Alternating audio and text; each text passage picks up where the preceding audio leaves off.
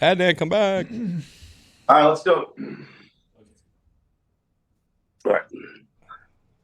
Nah, leave it. Leave it. It looks good. Okay. I can't fix my hair. It's fine. Go ahead. No, I'm telling you, it's like accidental, but like stylish all at the same time. Little Kramer vibe. It's just a disaster. Keep running your hand through your hair. Yeah. Seems to be helping. Getting worse, Mike. Yeah, You know Dan, what? just start. Let's talk about This this is for a second. No, disastrous. let's talk about this because this segment's a problem in general. David Samson tries to be a professional, but Adnan joins us from some Best Western somewhere. Look at him. Now, unprepared for the segment, trying to fix his hair. He looks giant because we can't get proportions around here correct. Brad Williams looked like he was larger than me. And he's a little person in Hollywood. You laugh, but Adnan is giant and fiddling with his hair, and you're not going to fix it. It's a mess. You only do your hair correctly when you're on the big broadcast, when you're on MLB Network, being professional broadcaster guy. Yeah, but Dan, once the lights are on and we're on air, his hair settles into an amazing television form of itself. Adnan, why is it that David Samson every week is right here on time and ready to go, and you're hurtling from the Cinesphere, from some sort of Scorsese movie that has made the ground vanish from beneath your feet, and you get here and you're just a mess. You're not ready. You're not professional. You're not promoting your podcast here correctly. Well, it's true, Dan. But what it is a true film critic is up all night watching movies. When you're a critic, you're constantly bombarded with screenings and being sent information, and you feel like the job never ends. So as the true critic that I am, I'm always a little disheveled. When's the last time you saw a film critic and said that person looks prim and proper and studied? That's not the way it is. By nature of the job, you're just a little bit of a mess. So that's kind of what it is. I got to be honest with you. I have a news flash for you, Adnan. You're not a film critic. You are a broadcaster. I'd like to point out, maybe Mike Ryan can help me out here. Mike, where did I see Killers of the Flower Moon? It was a critic screening. That's right. So if I was invited to a critic Take screening, that, David. ergo, I have a critic. Got his ass. David is jealous about this, and we can get into that in just a second. But what's been revealed to me over the last couple of years is that basically, and I say this in the kindest way possible, Adnan, as a broadcaster, is a thespian and an actor covered in broadcasting fraud and veneer. But this is the real him, disheveled film critic who he actually wants to be, and he's an imposter on television. He loves baseball, but he has to comb his hair correctly for MLB Network because the real him has to be in disguise. That's why he's not at ESPN anymore. I think you're 100% right, Dan. You've been able to see through me. I'm as fraudulent as it gets. Thanks for making me transparent now to the audience and revealing the true self that is me. David, where are you on your jealousy? Because he is an actual critic. He has been anointed by Scorsese for thespian lovers of film. He is allowed to be a critic. It's the highest honor in this silly sphere of criticizing movies. Anybody can do what he does. I was actually more jealous of how good he was during the pregame and postgame on MLB Network. So I must admit that really is his lane. And despite the way he looks and how disheveled he is at some hotel, my guess is somewhere near the airport in Phoenix, it's not ideal, Adnan. But on TV with your purple tie, purple suit, I was watching and you were good. I appreciate that, David. I know how tough it is for you to compliment somebody, so I appreciate you recognizing my skills as a broadcaster. You're a good man. And I wish I could return the favor, but I appreciate your compliment nonetheless. Ouch. And is he a good man? I have a follow on that because you said you're a good man because he complimented you, but do you mean it? Well, at least I didn't do this, Dan. I didn't take the compliment and then compliment him back, which would have been incredibly insincere. I just lied and said he's a good man, which is also, as you point out, fraudulent. Okay. I love that we're finally seeing the real you. Finally, he's been unmasked. Are we doing this segment because Chris Cody said we're now just catering? We're going to get to, do you guys want to talk about baseball? Or do you want to talk about movies meant to try and reach people younger than you because this segment is flailing because we're choosing movies from 35 years ago?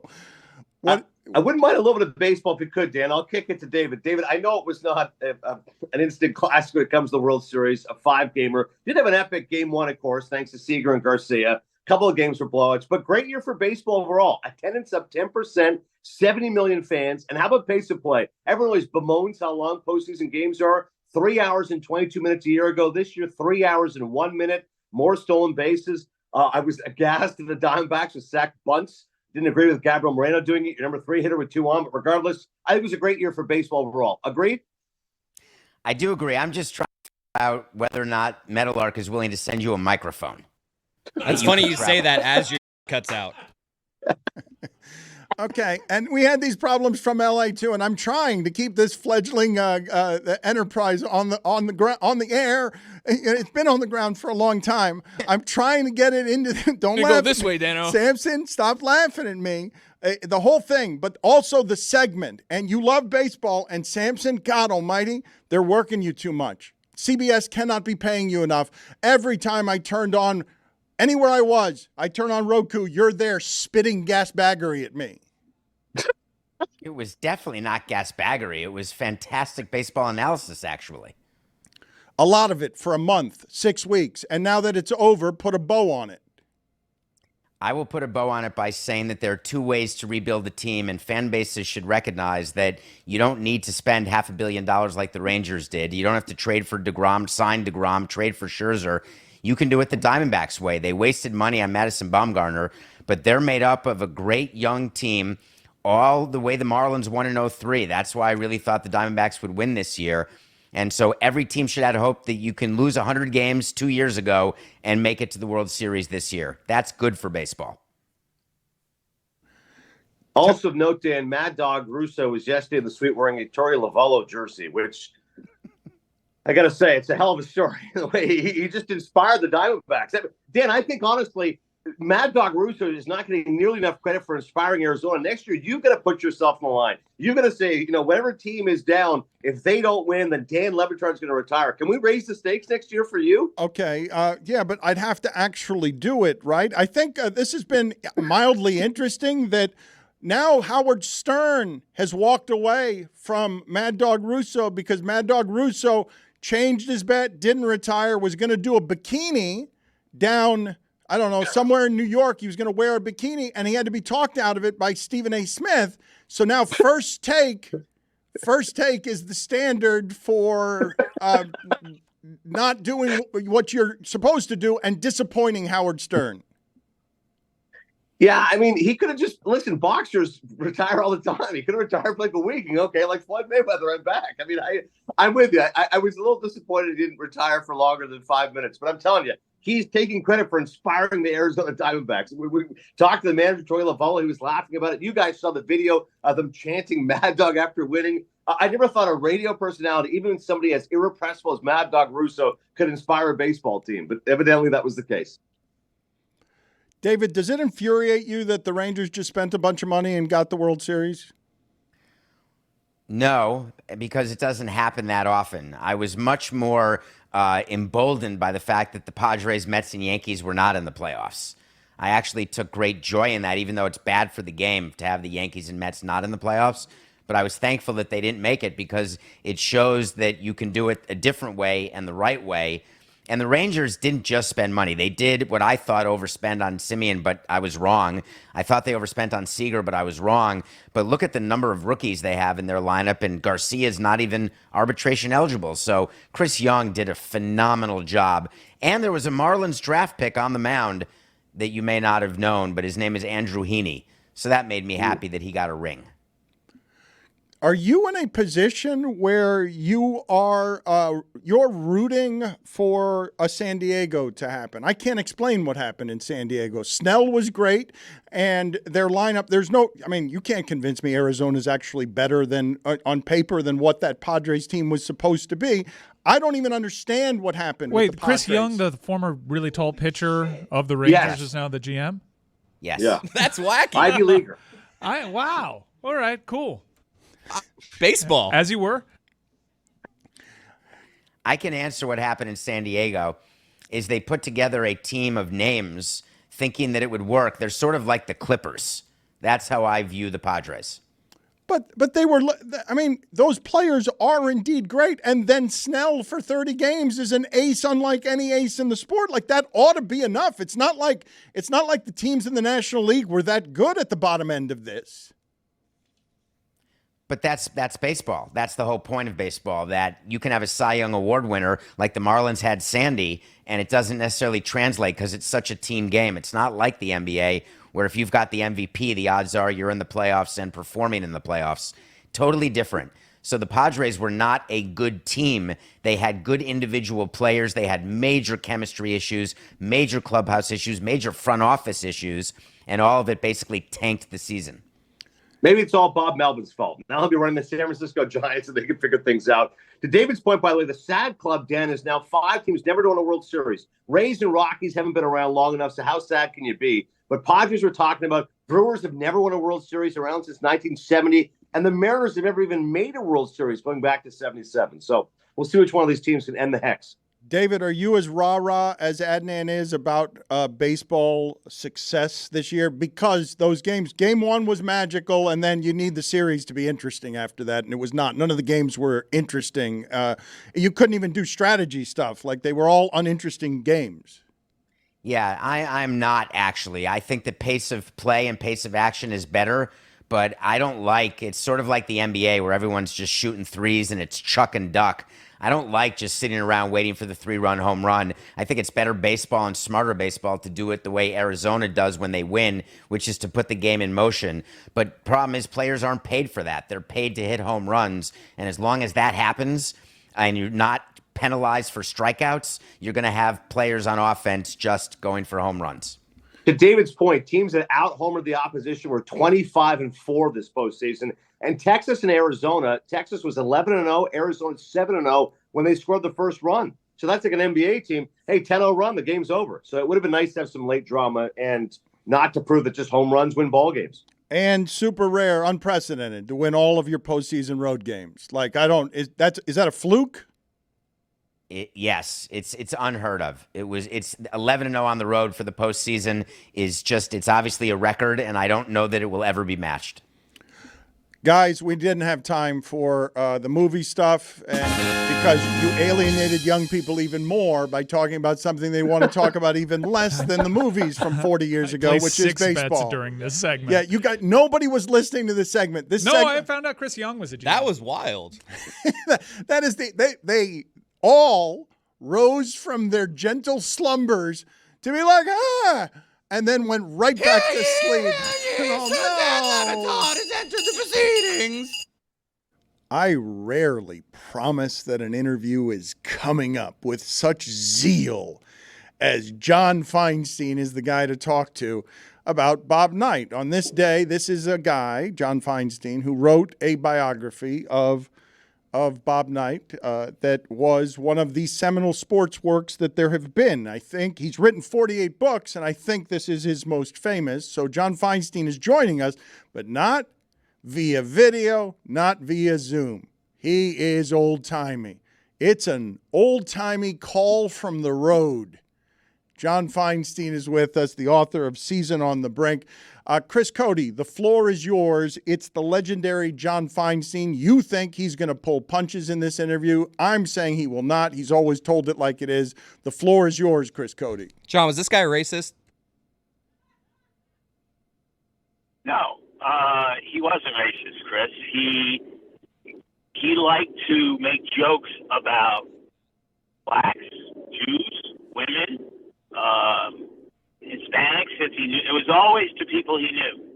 It was to former players. It was to people like me. It was to women. He always wanted to shock, and he had very little to do with disliking blacks or Jews. Maybe it had something to do with disliking women. He was certainly a misogynist. But he that was Bob. You should read it. If you think I'm going to pull punches, Chris, you should read the column I wrote in the Washington Post today, which normally would have been called an appreciation for someone who's just passed away, but that would have been inaccurate. This is one of the things. I will always be grateful to Bob. This is one of the things that is giving me the access he did. Forgive me, I interrupted you a couple of times.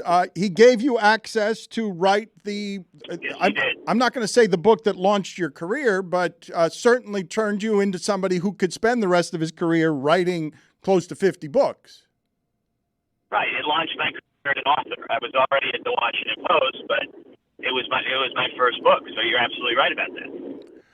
So how do you correctly eulogize him as somebody who was impacted by his life and wrote about him prodigiously and honestly? Because I think we learned the dirty side of Bob Knight because you were reporting inside the belly of the beast on somebody who it might have seemed, John, I don't know if, I don't want to medically diagnose him, but he certainly had an anger problem at the very least. No question. I mean, yes, he did. But his larger problem, I'm not a psychiatrist, obviously, but Bob always had to have the last word, regardless of the issue, with referees, with other players on his team or on the other team. Sometimes he hated Scott Skiles, who was a great player in college. And, with administrators, with his bosses who eventually fired him. He's on Miles Brand, the president of Indiana, fired him till long after Miles Brand was dead. He refused to come back for Indiana's 40th anniversary of their undefeated 76 team because he was still proving to Miles Brand that he was tougher than he was. He was, because Miles Brand had died 7 years earlier. So, as I said, I'm always grateful for the access Bob gave me. He also spent 8 years attacking me for the book after it came out because he said I was supposed to leave his profanity out, which is one of the most ridiculous things I've ever heard. We had discussed that he knew his profanity. Only a small percentage of it was going to be in the book because if I left it all in, I'd still be writing. Had an impulse control problem as well, right? So what is the proper way, John Feinstein? Yeah. What is the proper way, okay, to be respectful to the dead, to understand what this man meant to a region of our country, but to also go through him being an egomaniac who was drunk with power at the height of making coaches into star leaders who, Nick Saban 50 years before Nick Saban. He was a bully, Dan, and I saw him bully people often. He was a pathological liar, and if you know the definition of that, it means you believe your lies. When he said I had told him I would leave the profanity out of the book, I think he honestly believed that. But he was one of the great college coaches of all time, based on his record. And as I said at the end of the column, he touched, the old cliche about how many lives he's touched. He touched a lot of lives, and a majority were for the positive, for the good. Me being one, even though he spent 8 years attacking me. But he also touched a lot of lives not for good. People who he did bully, people who he turned against. There's an anecdote, again in the column, which I had not written before, because Jim Cruz asked me not to write it while Knight was alive, in which Knight had seen Calbert Cheaney in high school and didn't think he was any good and told his coaches to not recruit him. And so they backed off, and Calbert Cheaney, who was from Evansville, committed to Evansville, where Cruz was coaching. Knight then saw Cheaney in a summer camp and said, "Why aren't we recruiting this kid?" The coaches said, "Because you told us not to." And he said, "Well, why don't you give him a call and see if he'd be interested in Indiana?" Well, what do you think a kid from Indiana is going to say to that? So he decommitted and ended up, of course, as the all-time leading scorer in the Big Ten at Indiana. And Cruz, having lost someone who arguably would have been the greatest player in Evansville history, called Knight and said, "If another coach did that to me, you would never forgive him." Cruz had played on the 76 championship team, coached under Knight for 8 years, and Knight started screaming at him about everything he had done for him. And Jim finally said, "Coach, the saddest thing about your life is you treat your enemies better than you treat your friends." And that was often true, and sadly often true. And that's why a lot of people who were very close to him once upon a time, including Mike Krzyzewski, are no longer close to him, or were no longer close to him.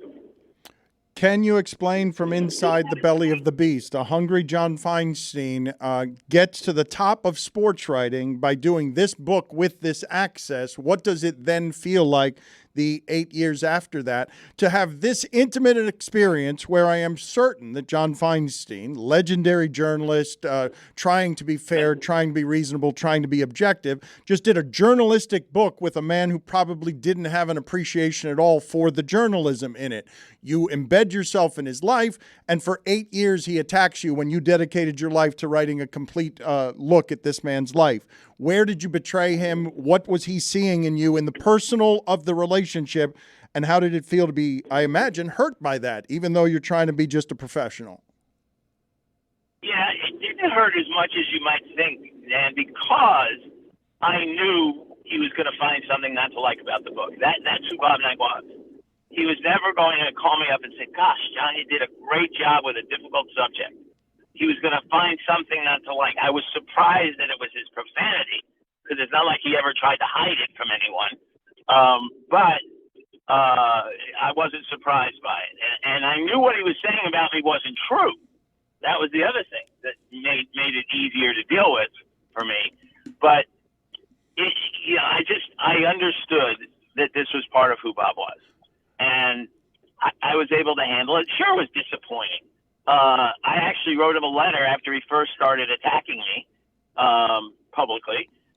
Actually, privately. I wrote him before that, and I said, Bob, you and I discussed the fact that for this book to have credibility, it had to be true. It had to be honest. If I wrote a book about you and acted as if you never used profanity, people would just say, oh, Knight gave Feinstein access, and he wrote him a love letter. So I will say this, it was gratifying when he decided to, quote unquote, forgive me 8 years later. I was in Hawaii covering the Maui Classic. Indiana was playing, and so was Maryland. And I was with Gary Williams. And out of the blue, Knight stopped us in the lobby and started acting as if we had never had any kind of falling out. Started asking me about my son, who was just been born a few months earlier, things like that.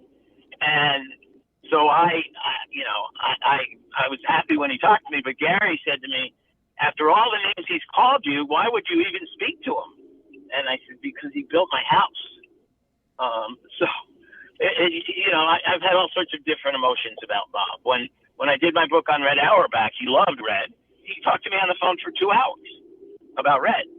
And I said to him at the end, listen, I know you did this for Red, but I'm grateful that you did it.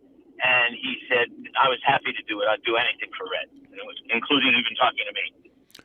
I have to get out of here, but in 2 minutes or less, John Feinstein, what do you do, even though you're not a psychologist or his therapist? You did embed yourself in his life. How do you explain the roots of pathological liar? Well, I think you'd have to go back to the book because, again, the kind of access he gave me, I went and talked to his mom. I talked to his high school coaches, people like that. It started when he was a kid. He was an only child. He was basically raised by his mom and his grandmother because his father was deaf and he couldn't really communicate with him on a regular basis. He was the star athlete in Orrville, Ohio, and then went to Ohio State and almost never got to play. And he never completely got over that. And I think he spent the rest of his life trying to be a bigger star than Jerry Lucas, John Havlicek, and Mel Knoll, who were his teammates on the national championship team. John, thank you for being on with us, sir. And if people have not seen A Season on the Brink, go ahead, John, on your way out. Rat-a-tat-tat. Name all the sports books better than that one. My book on Army-Navy. All right, get out of here, Civil John. War. No punches held. Thank you for your service. See you later, John. All right, Dan. Take care. Oh, my God, did I get filled with longing during that? It felt like 1980s AM radio. Ambient The noise. good old days. Yeah. On a coupler. Roy, thank you. Did you get nostalgic? Do you I remember did. when Big Bob Knight came to play Final Four type basketball in Miami that one year, and I greeted him with a column just ripping him? Oh, man. It was wonderful hearing that, man. All we needed was a landline, and we would have been set. What's crazy about that, doing the show as long as we have, is that used to pass for, we would have no issue with that connection. was a good line. We got a good line. Good line. Good line. We'd all be really happy about it. Wait, Yeah. really? Yeah. Oh yeah, that was an excellent sound quality interview from our past. That's why I was filled with longing. Can we talk briefly about the start of that interview? I don't think he loved that. Thanks for that, Dan. Hello, Mike. Hello, Mike. Hello, how are you? Not great. Why? The Heat stink, man. They have us right where they want us, Mike. The Heat They stink. have the entire East right where they want You're us. going to be wrong about this one, Mike. They're Thank really you, bad. Mike, for being the only reasonable person here. Groundhog Day. Thank Hi, you. Mike. You're welcome. Mike Schur. Sam Mike Hauser. Schur. Yeah. How about that? Told you, man. He has that dog in him. I told you. Got that dog. Nobody, Is Schur doing nobody the listen thing? to me. Are you doing the thing again where you're, It's not a afraid? yeah. You are afraid of the Heat, but not. No, he thinks that they're going to win the championship this Because year. he's logical. Yeah. Come on. All right, Dan, give us a countdown. Reset the clock. I assumed that we had already started because this is what the real relationship actually is between Mike Ryan and Mike Schur. They circle each other warily, and Mike Schur is legitimately still scared of the Miami Heat, even as Amin El Hassan. And thank you for joining us on what we're now calling long ball. It's taken What does that Amin mean? a long time to get over here from Oddball. We've been waiting for him expectantly, but Amin doesn't like that what has stuck to him is he has already said the Celtics did not improve with that trade, and the Celtics yesterday scored 75 points in the first half and 80 points in the second half. They beat the Pacers by 50. They're clearly going to be good if they are healthy this year, and the Miami Heat start 1-4, and yet Mike Schur is still out here declaring that the Miami Heat are going to win the championship, which is laughable. It's not. It's not laughable. How many times do we have to go through this? I don't understand. What do I have to do? Has any intern at any company ever overperformed their job title to the degree that I have? All I do is come on here and give you expert basketball analysis in the face of all of your skepticism, and all I get for it is grief. I don't understand this. What do I have to do to you people? Well, because Mike's out again. They've started 1-4. He's done with Josh Richardson. And Mike, after 5 games, is done with this basketball team. He's asking Pat Riley for apologies. He's yelling at me on and off air, telling me that I'm an apologist and a shill and a Heat mouthpiece. Kind of are. Sometimes. I don't need this from you.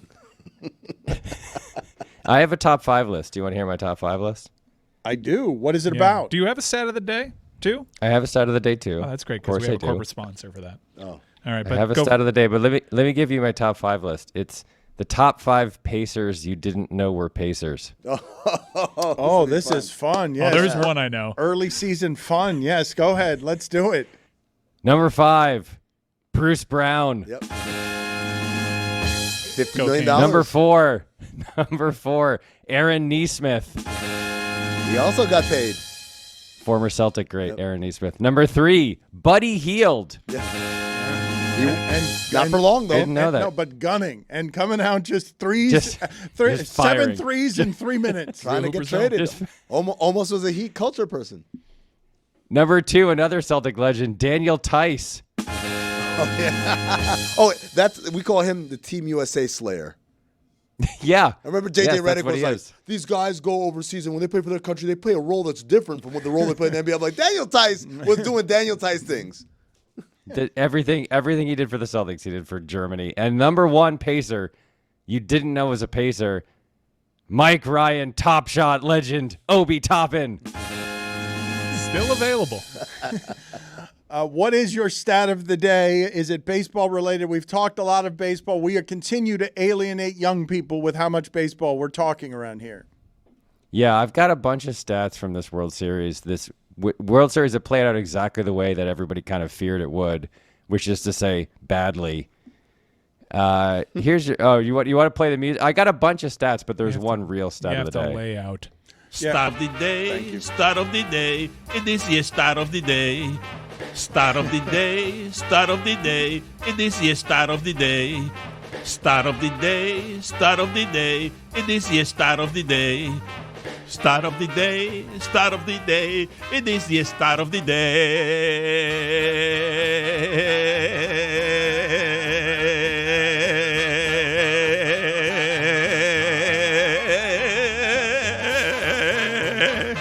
Brought to you by Venmo, your money, your move. Down to Josh Darrow. First of all, Roy, thank you for turning on original sound so I can hear the music. You got it, Mike. Your move. The Rangers went 11-0 on the road in this postseason, which is bananas. That's truly insane. And overall, in this postseason, road teams went 26-15 in the postseason. That's a .634 winning percentage. The Atlanta Braves, the best team in baseball this year, had a .642 winning percentage. So road teams in the playoffs essentially played like the Atlanta Braves did the entire season. That's a good That's stat. insane. Nice. That's a great stat. And this is why he dorks out on the podcast with Joe Posnanski. Are you guys doing like emergency World Series coverage? Because the regular season was so great, the skill was so great, then the postseason maximum baseballed, and the best teams left, and what you're left with at the end is a floating turd of nobody cares that nobody cares that the Rangers won, even though I can sit here and shill for baseball and like baseball and enjoy the World Series, but also see that the last 4 games, right when baseball had everyone in their grip after a great postseason, those last 4 games did not deliver the way football does in the witching hour every Sunday. Wrong. I mean, look, the Rangers, you could make the argument, were one of the, I don't know, not the best teams, but they're in the upper echelon of teams all season. They also did what every team's fans want their owners to do, which is they stunk for a long time and then they went out and spent a bunch of money. They spent it on the right guys. They got Seager and Semien and all these guys, even though DeGrom fell apart. So it's not a bad story. And there's cool things that happen. Like Nate Eovaldi, who has basically cemented himself as a postseason legend. He threw 6 games in this postseason. His team won all of them. That's pretty amazing. He was great last night, even though he didn't have his best stuff. Bruce Bochy has now won 4 titles as a manager. There's only a handful of guys with more, and they're all like old timers except for Joe Torre. Also, Corey Seager.